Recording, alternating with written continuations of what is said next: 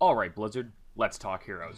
Deckard Cain, the man, the myth, the legend! The old guy who really has no place in a fighting game between massive heroes and terrible monsters, but fuck it, let's look at it anyway, because he's really heavily requested, so...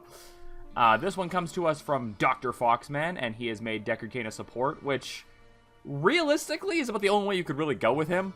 Maybe a specialist, but like you'd have to be like super specific on what kind of specialist. So a support is about the best we're gonna hope for. Like, I don't see him coming out and being a tank. So anyway, DoctorFoxman has given us some like usual tips, some strengths, some weaknesses, all this extra nice stuff that we are going to skip right over and get right into the build, because we're not here to talk about what they want. We're here to talk about like what I think about what they want. So that's where we're at.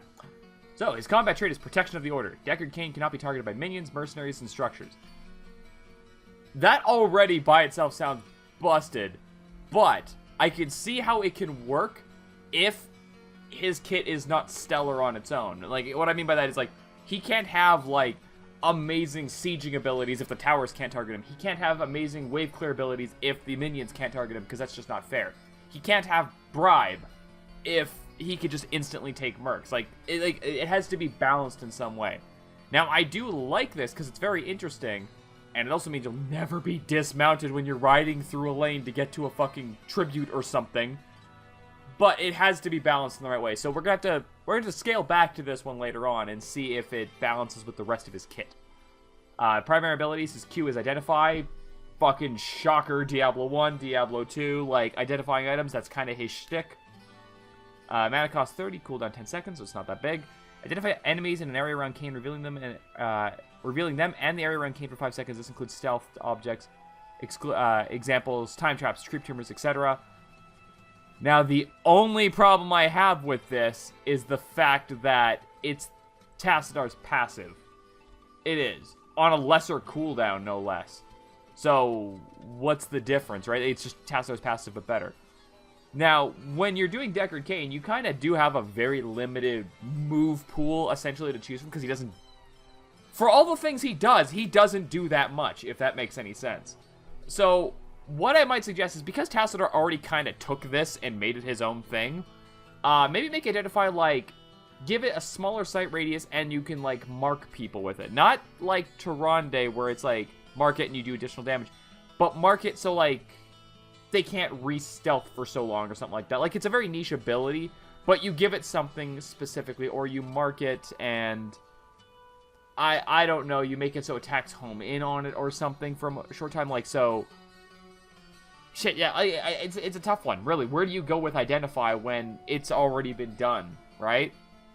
But either way, like, there's something there, we just have to be less Tassadar about it.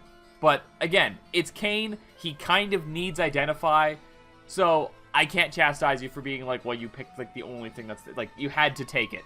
He had to have it. We just gotta find a better use for it than being Tassadar, but better. His W is Herodra Cube, again, another thing that Cain's kind of all about. Throw out our Alchemic Cube, exploding after a 1.5 second delay and dealing 120, so very minor damage to enemies around it, and healing allies for a minor amount as well.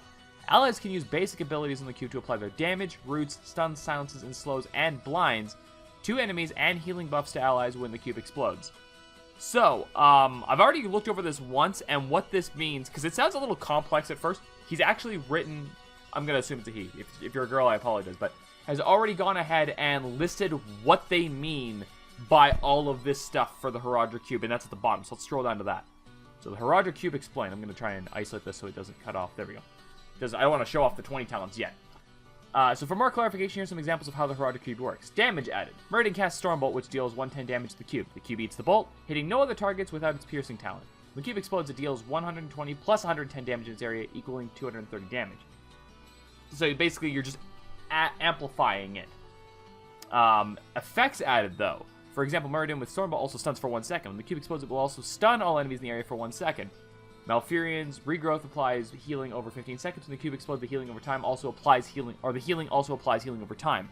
So, in a sense, you're kind of losing the ability to hit your single targets to possibly hit many targets. So in a way, it sounds kind of broken when you think of like a freaking AoE stun ability. It's like, damn. But that's also now it's now more of a skill shot because you have to hit the specific item, and you have to hope they're there after 1.5 seconds. So realistically, playing Cain with this cube and a lot of CC on your team to throw into the cube is going to rely on a lot of Cain landing that key skill shot into the group. Like, the enemy teams have to basically engage on you. You have to throw the cube, and your team has to know the moment that cube hits the ground, they have to throw their shots in there. Like, there's going to be a lot of reliance on Cain and a lot of faith in the team to back it. So that's what I think is going to prevent this from being a broken skill, is the fact that it's going to be a lot of teamwork required to make it a broken skill. So I kind of like that. And Embrace the Unknown. If Murden Stormball is eaten by an ETU cube, I don't actually know what that means. Embrace the Unknown cube. Okay, that's got to be something. It's probably one of the talents in here. Yeah, it is. It's his 20 talent. Okay. You know, we'll come back to that. Well, we will come back to that when I read what that means, because I don't want to, like, be confused by what the hell it's talking about right now. And his E is Escort. E, Escort, I guess that makes sense. Name a nearby ally as Cain's Escort. While they remain near Cain, the Escort has 50% increased health and mana regeneration, but 50% of the damage Cain takes is transferred to them instead. So basically, pick a tank. Just don't pick a Tracer, because she'll fucking die. I mean, again, not really much you could do with this besides Cain. So, like, it's Cain. What else are you going to do, right? So, what I'm going to say for this one is this better have some awesome talents attached to it, because right by itself, it's not a good ability. Like, at all. He doesn't have any basic healing besides the Harada Cube giving a minor poof of healing, and you need other healers to make that better. So, yeah, Escort better have some bitchin' talents attached to it. For his heroic abilities, the first one's Town Portal. After a 1-second delay, summon a Town Portal with 500 such and such health from your Hall of Storms to Cain. I like to teleport between both ends. So it's a way better Medivh portal that you can't aim. Well, I guess better is subjective, because you could just have a portal that just gets you over a wall, and that could be just good enough. But it's kind of like a combination of Medivh's portal, but more limited, and Morales' 20 talent that gets her reinforcements from the base, but also kind of limited because that only works one way. So it's a mix-up of two abilities and then a little bit. So I guess that's okay. And again, it's Cain. You don't have a lot to choose from here, but it's interesting. And I like this because there's a talent you can take for it later that makes it so much fun, but we'll get there. And his other one is, as you might imagine, Stay a While and Listen. Cain tells a story, channeling to silence all enemies in an area for 5 seconds. Enemy heroes that remain in range for 3 seconds are also stunned for 1 second. Think of it like an ETC ult. It's Mosh Pit. It's Mosh Pit with a silence, but ETC is also like a direct... It's essentially stunned, so like that's already going to be kind of a silence effect on its own. So really, I don't see where this comes in any different than ETC. I guess it's just if you wanted an ETC Mosh Pit without being a tank, but that's what makes it work. So I don't really know where this comes in handy, you know what I mean? Like, because you're not going to engage as Cain, like, unless you're insane. That was not meant to rhyme. But how else would you get in there to use this? You're only going to land like if you get dove, you could use it in reaction, and maybe get, no, you can't get away because you have to stand there and channel it. Shit. For his most iconic thing ever, I can't think of a way that this is going to work. Yeah, when you really get down to it, this doesn't really contribute a lot when you can't engage as Cain. Because I'm going to assume his health is really low, because he's a frail-ass old man, and he's a support, which is not usually something that has a lot of health unless you're Uther. So, yeah, you know, I think I'd have to see this one put into practice to see how it's going to be effective. What I would say...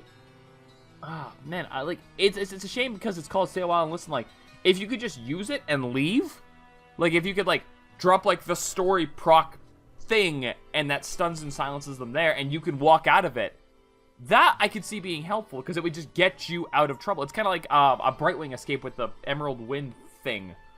Like, I could see it working, but because you're stuck there, like, if something just stands on the... It's like when ETC uses Mosh Pit and Navala standing on the outside, and she's like, okay. Like, it doesn't really do anything, right? Because you can't get her unless you take the 20 talent to dive in there and stun her too, but... So yeah, I'd have to see this one put into practice, but maybe the talent associated with it at 20 also makes it really good too, so we'll have to check it out. But let's go on to the talents.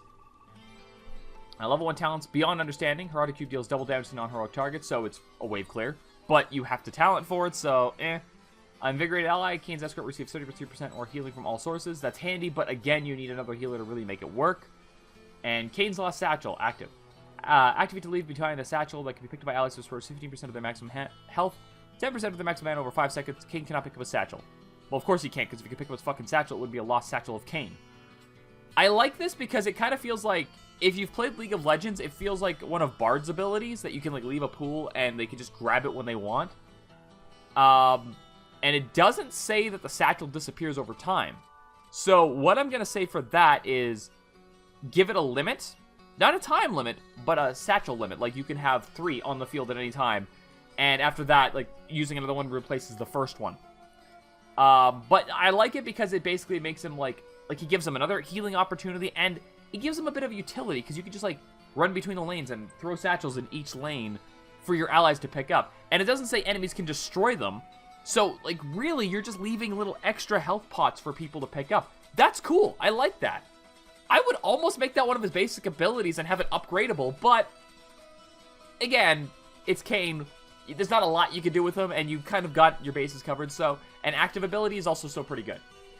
Level 4 of talents, Heraldic Staff, passive. Kane's basic attack becomes ranged, deals 75% more damage.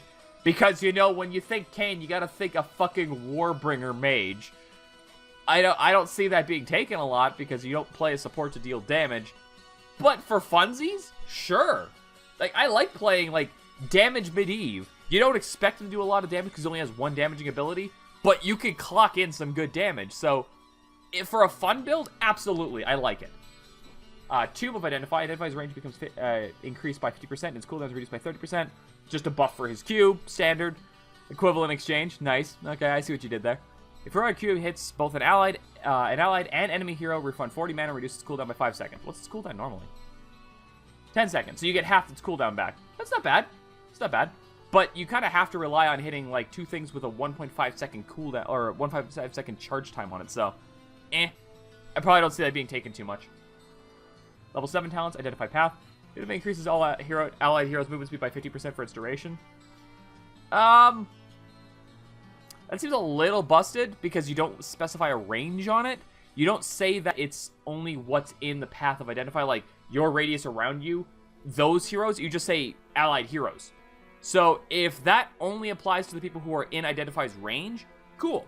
If it applies to the whole map, you may want to rein that in a little bit. Either reduce its percentage, or literally just isolate it to what's in your range. Because if, like, someone in another lane gets a 50% movement speed buff out of fucking nowhere, that's a little crazy, because it has nothing to do with your Q.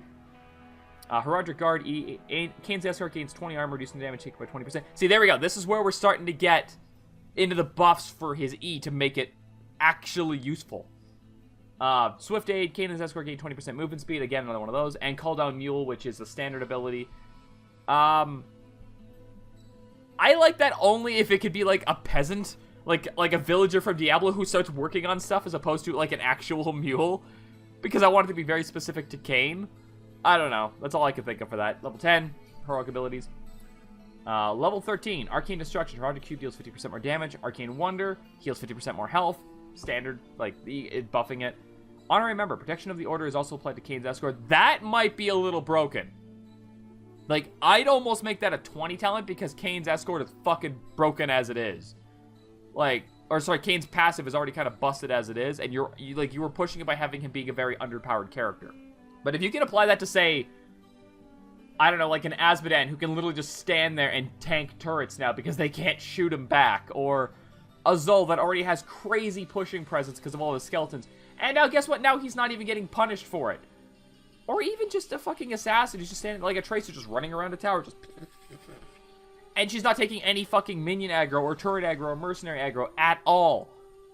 You gotta make that higher, man. Like, you gotta make that a 20 talent or something. Or, like, maybe they take 50% less damage from the things that Kane's protection gets him. So, minions, mercenaries, and towers, they now take 50% less damage from.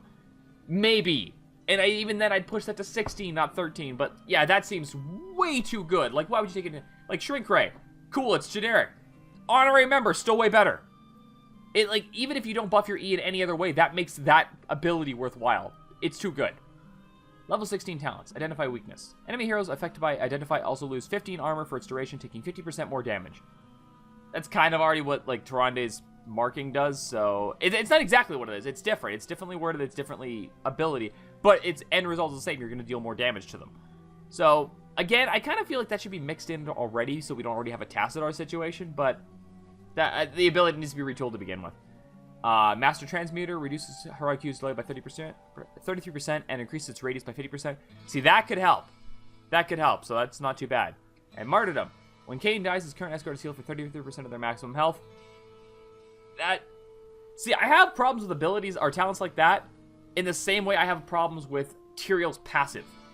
Because you're basically setting up your character to benefit when he dies. And I don't like that, because it's planning for failure. It's different from, like, Alarak can take a talent that gives him more sadism when his allies die, and you can take that, because that's not so much a planning for failure, that's a planning for your team to fucking feed and suck. You taking this, it's like, oh man, my escort needs, like, a health boost. Better die! And, like, I don't like that at all. So, really, no, I don't like it. It's a good ability, and at its core, like, on paper, it's a good ability if you find, like, you're just dying a lot. But taking it is kind of like an admission of, I suck, and I should not be playing this character. So that's why I don't like it. Not for mechanics, for the message it sends to you and your team, and maybe even the enemy team. So level 20 talents. Unwelcome guest. Town portal can now be cast on enemy heroes. A hero targeted by this is instantly teleported back to their Hall of Storms. That is what I meant earlier when I said I like the talent associated with Town Portal. It's this. Because it's basically oh man, there's a fucking 5v5. Now it's a 4v5. And we can win because we have the advantage. And they're over at the Falcon Hall of Storms. The only way that doesn't work out is if you teleport a Brightwing or like a Falstad or a Dahaka. That's about it. Anything else, like you can teleport an Abathur away, but I don't know what an Abathur's doing in the team fight.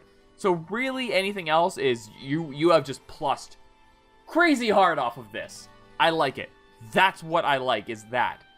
Now, the only thing I'll say in this, and this is purely cosmetic, if they take Unwelcome Guests and they use it on an enemy, please make it a red town portal, like at the end of Diablo 1. Like the last portal you see is the red one. Please make it a red one, just so it looks very, very menacing and evil and troll. Like, please do that. But that's why I like it. I would take town portal just to dick with people at 20. His higher one for Stay a While and Listen is, hello, my friend! Cain can now move at 50% movement speed while channeling Stay a While and Listen. Allied heroes within range are healed for 500, a moderate amount, or going into high amounts of health over the duration of Stay a While and Listen. So, see, that right there makes... See, if we could, like, fix that so that's part of its basic ability and give it another heroic talent, that would make Stay a While and Listen worth taking. But right now, it's just a weaker mosh pit because you're not in a position to survive getting shot at like ETC is. So, I like this with the heroic, but by itself, I don't like the heroic, if that makes any sense. Like, that's where we're going here. Embrace the Unknown. This is the bonus for the W we were talking about earlier. Damage, healing, and effect duration of basic abilities used on Heraldic Cube are doubled, which means, we can look at this down here. Embrace the Unknown.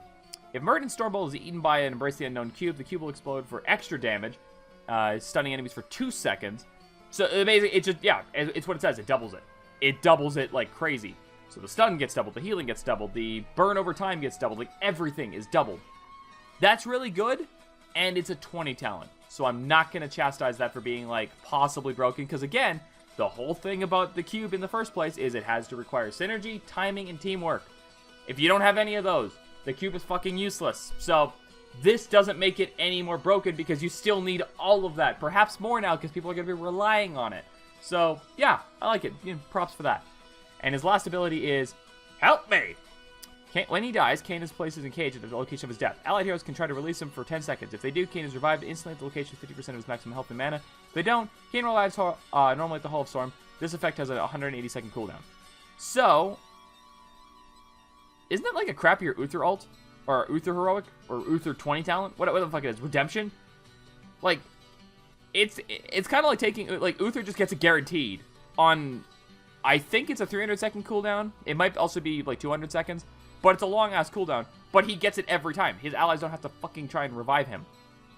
Like, the only way this makes any sense to me is if you take Martyrdom at 16, throw yourself on an enemy to heal, like, your fucking assassin, who then dominates the enemy team because they now have a health boost, and then they just cut you down after that and free you, and the battle just proceeds from there.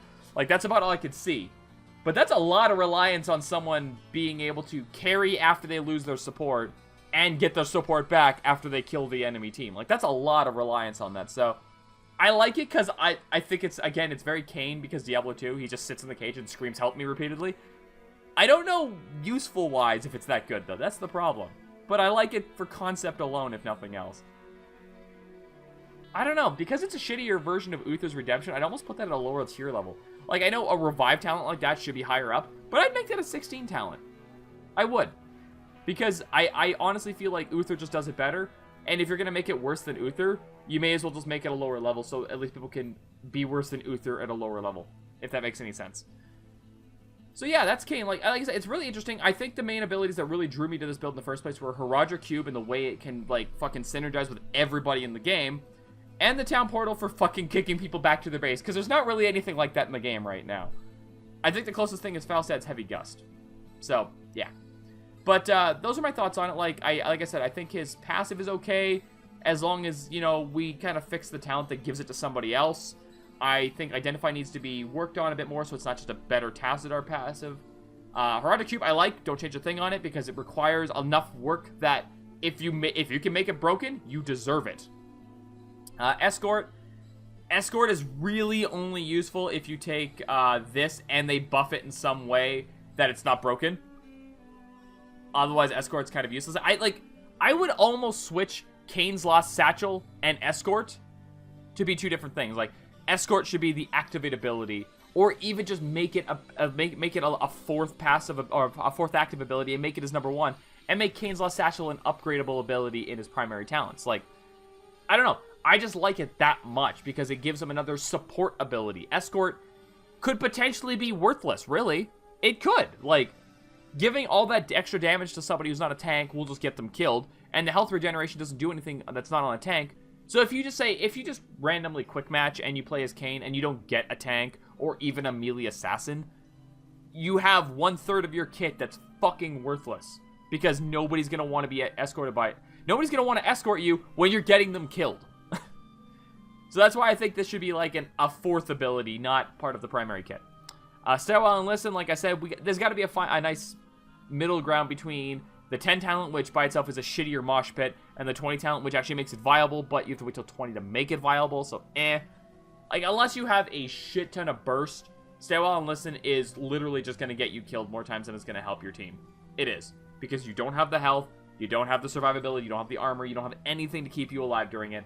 Unless you're escorting someone while you're telling a story, in which case, that person's probably fucked. So, But all things considered, I like Cain. I would still love to see Deckard Cain in some way, shape, or form make it into the Nexus. I really would, because I think Blizzard could do something great with him.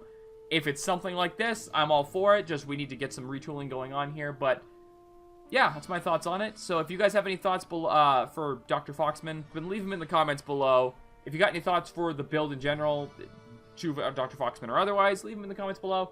And if you have your own build for Cain, because I know he's a heavily requested character for Heroes of the Storm, leave that in the comments below and I'll take a look at it.